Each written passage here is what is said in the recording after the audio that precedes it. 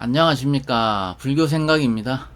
자, 지난 시간에 이어서 계속 금강경을 계속 나가도록 하겠습니다. 자, 이번에는 챕터 16장입니다. 16장은 제목이 어떻게 되어 있냐면요, 능정 업장분이라. 요거는 이제 풀이를 하면 업장을 말키고 이런 뜻이에요. 여러분, 업장이라는 게 뭡니까? 업장은 어떤 그런 장애를 얘기하는 거예요. 우리가 수행을 하는 데 있어서 어떤 그 방해를 받는 그 장애물을 얘기하는 거거든요. 그래서 근데 업에는 선업도 있고 악업도 있죠. 그죠? 우리가 살다 보면 왜 선업도 짓고 악업도 짓거든요. 이제 바로 그 업입니다. 말과 행동으로 짓는 것, 이게 업이거든요. 업.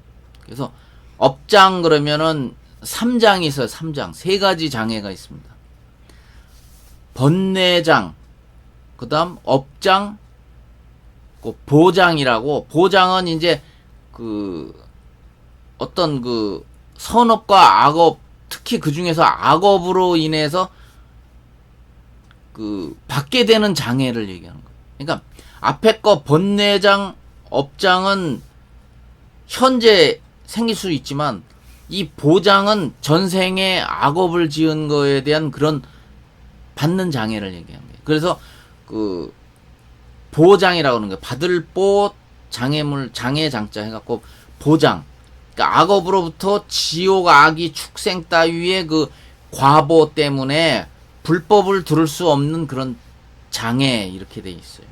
그래서 그 업장에 대해서 제가 설명을 잠깐 좀 드렸습니다. 그냥 참고만 하세요. 자, 내용 나가겠습니다. 자, 챕터 16장 내용은 이제 부처님이 얘기하십니다. 또한 수보리여, 선남자 선여인이 이 경을 수지 독송하면서도 만일 사람들에게 천대받는다면 이 사람이 선세의 죄업으로, 선세라는 거는 전생을 얘기하는 거예요. 그러니까 먼저 선자거든요. 이게 선자가 먼저 있던 세계, 그러니까 먼저 세상의 죄업으로 악도에 떨어져야 마땅하겠지만 금세의 사람들이, 금세라는 건 지금 현생을 얘기하는 거예요. 그래서 내용 나갑니다. 금세의 사람들이 천대하는 것으로 선세 죄업이 소멸되어. 그러니까 이 금강경을 수지 독송해서 만약에 천대를 받는다면 이 사람이 전생의 죄업으로 원래 악도로 떨어져야 되거든요. 악도로 떨어져야 되는 게 마땅하지만 이 현생의 사람들이 천대하는 것으로서 이 전생의 죄업이 소멸된다는 거예요. 그러니까 이 금강경을 현생에 있는 사람들한테 독송을 했지만 이 현생의 사람들이 이 설명해주는, 금강경을 설명해주는 사람을 천대하면 오히려 거꾸로 이 설명해준 사람은 전생의 그 죄업이 저절로 소멸된다는 거예요. 왜냐면 금강경을 이 설명을 해줬기 때문에 그 공덕으로, 그 지나온 그 챕터에서 그랬잖아요. 부처님이 이 금강경을 설명해주는 사람은 어떻게 한다고 그랬죠? 엄청난 그 불가사의한 공덕을 받는다고 그랬잖아요. 그러니까 전생에 비록 죄업이 있어도 다 소멸된다는 거예요. 소멸되고 안욕따라 삼맥삼보리를 얻으리라. 보세요. 그러니까 무상정등정각을 얻는다 이 말이에요. 깨달음을 얻는다 이 말이에요. 자, 내용 나가겠습니다. 수보리여, 내가 과거 헤아릴 수 없이 긴 아승기겁을 생각하니, 그러니까 지나온 전생의 그 긴 세월을 생각하니 연둥불 이전 8만 4천만억 나요타 부처님을 만나 모두 공양하고 받들어 섬겨 그냥 지나침이 없었느니라. 만일 다시 어떤 사람이 이후 말세에 능히 이 경을 수지 독송하면 내가 모든 부처님을 공양한 공덕으로는 그 공덕의 100분의 1도 미치지 못하며 1000만억 분의 1 내지 숫자로 헤아리는 어떤 비유로도 능히 미치지 못할 것이니라. 수벌이여, 만일 선남자 선여인이 이후 훗날 말세에 이 경을 수지 독성하여 얻은 공덕을 내가 만일 갖추어 말하면, 그러니까 굳이 말하자면 이 뜻이에요. 혹 어떤 사람은 듣고 마음이 광란하여는 혼란하여 이런 뜻이에요. 여우같이 의심하고, 여우같이란 말은 뭐냐면 아주 요사스럽게 이런 뜻이에요. 그러니까 여우가 그런, 왜 여우 저 사람이 여우 같아 뭐 이런 말 쓰잖아요. 그러니까 마음이 혼란하고 요사스럽게 의심을 하고 믿지 않으리라. 그러니까 왜냐면 말세이기 때문에 이 혼란스러운 말세에 이 금강경을 수지 독성하고 설명을 해줘도 믿지 않는다는 거예요. 요사스럽게 믿지 않고. 자, 내용 나갑니다. 수보리여, 마땅히 알아야 한다. 이 경의 뜻은 가히 생각할 수도 없고 과보 또한 불가사의 하느니라. 앞전에 그 챕터에서 얘기하신 걸 또 얘기하신 거예요. 그러니까 이 수보리야, 잘 알아라. 이 경의, 금강경의 뜻은 생각할 수도 없고 과보 또한 이 불가사의하다. 그러니까 이 금강경을 수지 독송해서 알고 있는 사람은 그 공덕은 이루 말할 수 없이 불가사의하느니라, 이 뜻이에요. 자, 그렇고 그래서 제 16장은 요렇게 끝납니다. 요렇게 됐고요. 자, 17장 나가겠습니다. 자, 챕터 17장은 제목이 뭐냐면 구경무아분이라. 요거는 이제 해석을 하면 마침내 나라는 것도 없으니 이런 뜻이에요. 그러니까 구경이라는 거는 마침내 또는 끝으로 봤을 때 이렇다는 얘기예요. 그러니까 무아, 내가 없다는 거예요. 마침내 나도 없으니. 자, 내용 나가겠습니다. 자, 수보리가 묻는 것으로 시작합니다. 그때 수보리가 부처님께 여쭈었습니다. 세존이시여, 선남자 선여인이 안욕따라 삼맥삼보리의 마음을 바라였다면 어떻게 머물러야 하며 어떻게 그 마음을 항복시켜야 합니까? 이렇게 이제 물어봐요. 그러니까 부처님께서 수보리에게 말씀하셨습니다. 만일 선남자 선여인이 안욕따라 삼맥삼보리의 마음을 바라였다면, 안욕따라 삼맥삼보리는 무상정등정각이라고 그랬어요. 마땅히 이와 같은 마음을 낼지니라.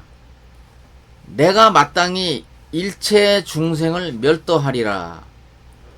하지만 일체 중생을 멸도하기를 마침에 한 중생도 멸도를 얻은 자가 없느니라. 요게 무슨 소리냐면요, 이제 불자 중에 이제 어떤 사람이 무상정등정각 그 마음을 발하여서, 그러니까 무상정등정각의 그 깨달음의 마음을 내서 이제 내가 이제 보살이 그렇게 생각을 한다는 거예요. 내가 마땅히 모든 중생을 내가 다 멸도하리라. 그러니까 쉽게 말해서 이제 깨달음을 얻게 해 주리라. 하지만 일체 중생을 멸도하기를 마침에 한 중생도 멸도를 얻은 자가 없느니라. 이게 참 쉬운 것 같으면서도 어려운 말인데요. 이게 무슨 소리냐면 한 중생도 멸도를 얻은 자가 없느니라. 그건 무슨 말이냐면 깊은 뜻이 여기 들어가 있어요. 뭐냐면 이렇게 한 사람도 내가 깨달음을 얻게 한다고 말을 했지만 결국에는 한 중생도 깨달음을 얻은 바가 없느니라. 왜냐하면 내가 전에도 말씀드렸죠. 중생과 부처는 한 몸이라고. 중생이 부처고 부처가 중생이라고. 그러니까 이 세상 모든 중생을 부처로 보는 거예요. 부처로 보면, 그러니까 이 세상을 보는 눈을 다르게 보면 된다는 거예요. 그러니까 부처님 얘기는 뭐냐면 이 세상의 모든 중생을 부처로 보게 되면 한 중생도 깨달음을 얻지 않은 게 되는 거예요. 왜? 깨달음을 얻은 사람은 바로 부처니까. 그러니까 부처로 보라는 거예요. 이 모든 중생을 다 부처로 봐라. 부처의 시각으로 보면 깨달음을 얻을 것도 없느니라. 자, 그래서 이제 그 다음 내용 나가거든요. 요 내용이, 그러니까 이 도노를 하지 않으시면 이 초보자는 참 이해하기가 어려워요. 자, 내용 나갈게요. 하지만 왜냐하면 만일 보살에게 아상, 인상, 중생상, 수자상이 있으면 보살이 아니기 때문이다. 그러니까 보세요. 이렇게 아상, 인상, 중생상, 수자상을 보살이 갖고 있으면 이미 그 사람은 보살이 아니기 때문에 그런 시야가 없다는 거예요. 그러니까 이 세상의 모든 중생을 부처로 볼 수 있을 만한 그런 수준이 못 된다는 거예요. 못 되기 때문에. 자, 또 내용 나갑니다. 왜 그런가 하면 수보리여, 실로 법이 있어서 안욕따라 삼약삼보리심을 바란 것이 아니기 때문이다. 여기 또 이것도 참 중요한데요. 자, 봐요. 이게 진짜 실로 그러는 건 이게 진실로 그런 뜻이거든요. 진실로 법이 있어서 안욕따라 삼약삼보리심을 바란 것이 아니니라. 왜냐면은 색으로 보지 말라는 거예요. 이 법집이라고 그래요. 법집. 법에 집착해서. 그러니까 이 존재, 색의 어떤 색이라고 하는 법으로서 무상정등 정각심을 바라는 것이 아니니라. 깨달음이라는 거는 이런 게 아니다 이 말이에요. 그러니까 또 설명을 하십니다. 수보리여, 그대는 어떻게 생각하느냐 하고 묻는 거예요. 수보리한테 물었어요. 열애가 연등불 처소에서 법이 있어서 안욕따라 삼맥삼보리를 얻었느냐? 이렇게, 이것도 색이란 말이에요. 색으로 묻는 거예요. 그러니까 아닙니다, 세존이시여. 바로 보세요. 바로 부정하잖아요. 이 수보리가. 아닙니다, 세존이시여. 제가 부처님 말씀을 이해한 바로는 부처님께서 연등불 처소에서 법이 있어서 안욕따라 삼맥삼보리를 얻으신 것이 아닙니다. 이렇게 얘기를 하잖아요. 봐요. 그러니까 색으로서 법을 보면 법을 볼 수 없습니다. 이 뜻을 이렇게 이제 설명을, 이제 대답을 한 거예요. 이 수보리가. 그러니까 이제 내용이 또 나갑니다. 부처님께서 말씀하셨습니다. 그렇다 봐요. 이제 네가 알고 있구나. 내 마음을 부처의 내 마음을 알고 있구나 하고 이제 그렇다 같은 말을 두 번을 반복하잖아요. 그러니까 너무 감동을 하신 거예요. 이제 요즘 속된 말로 하면 감동을 먹은 거예요. 이제 부처님이 감동을 수보리한테 먹고, 그렇다 수보리요. 실로 법이 있어서 열애가 안욕따라 삼맥삼보리를 얻음이 아니니라, 이렇게 얘기를 하시잖아요.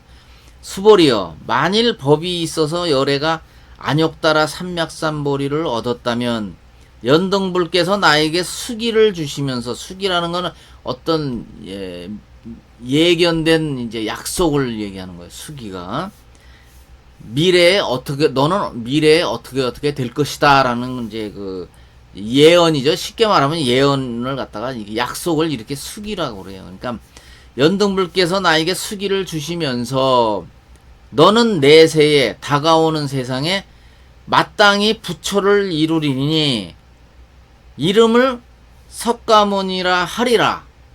그렇게 하시지 않으셨을 것이다 이 말이에요. 만약에 내가 색으로서 법을 봤다면, 법집을 했다면, 이 연등불이라는 부처님께서 나한테 수기를 주실 때 너는 다가오는 세상에 마땅히 부처를 이루어서 석가모니라 하는데 그렇게 네가 부처가 되리라 하는 그런 말을 하시지 않으셨을 것이다 이 말이에요. 자, 그 다음 내용 나갑니다. 실로 법이 있어서 안욕따라 삼맥삼보리를 얻음이 아니기 때문에 이러한 연고로, 그러니까 이러한 이유로 연등불께서 나에게 수기를 주시면서 내세에 마땅히 부처를 이루리니 이름을 석가모니라 하리라고 말씀하셨느니라. 왜냐하면 열애란 곧 모든 법이 여여하다는 뜻이니라. 자, 이것도 또 보세요. 열애라고 하는 것은 모든 법이 변함이 없이 늘 항상 있다는 뜻이니라 이 말이에요. 열애라는 건 제가 말씀드렸잖아요. 물론 뭐 부처라는 뜻도 있겠지만 진리가 더 뜻이 더 많거든요. 그래서 여기다 설명을, 그러니까 부처님이 직접 설명을 하고 있잖아요. 왜냐하면 열애라는 것은 곧 모든 그 법이 여여하다는 뜻이니라. 그러니까 진리라는 그 법은 늘 항상 있다는 뜻이니라. 이 뜻이에요. 자, 내용 나갑니다. 만일 어떤 사람이 말하되 열애께서 안역따라 삼맥삼보리를 얻었다고 하더라도 수보리여 실로 법이 있어 부처가 안역따라 삼맥삼보리를 얻음이 아니니라. 그러니까 색으로서 법에 집착해서 보면 그거는 그 무상정등정각이 아니다 이 말이에요. 색으로 얻을 수 없다 이 말이에요. 그거는 얻었다고 해도 그건 얻은 게 아니다 이 말이에요. 자, 내용 나갑니다. 수보리여 열애가 얻은 안역따라 삼맥삼보리는 이 가운데 실다움도 없고 공허함도 없다. 그러니까 아까 제가 말씀드렸죠.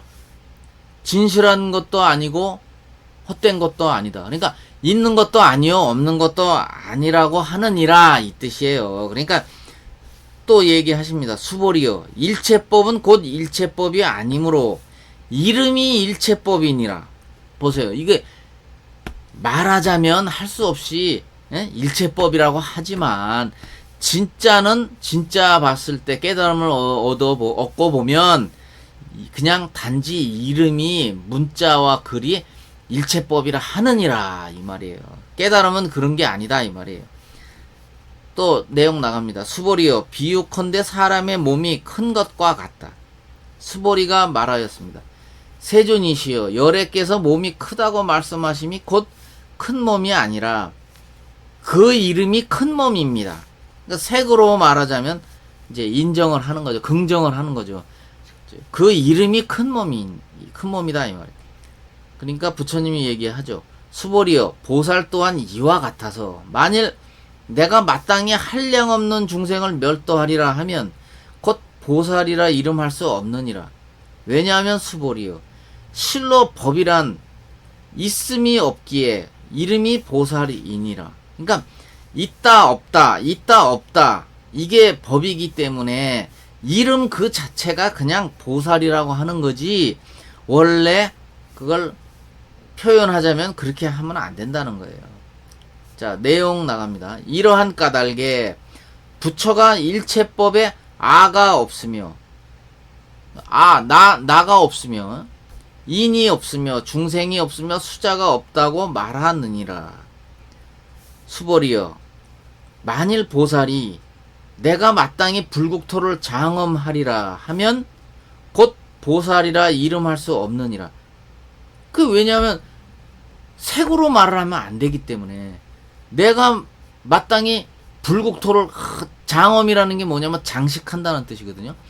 내가 불국토를 장식을 아주 아름답게 장식하리라 이렇게 말하면 안 된다는 거예요. 왜냐하면 그 색으로 말을 했기 때문에 불법이라는 거는 원래 색이 아니라고 깨달으면 그런 게 아니라고 내가 말씀드렸잖아요. 그러니까 그래서 부처님이 이렇게 강조를 하고 계신 거예요.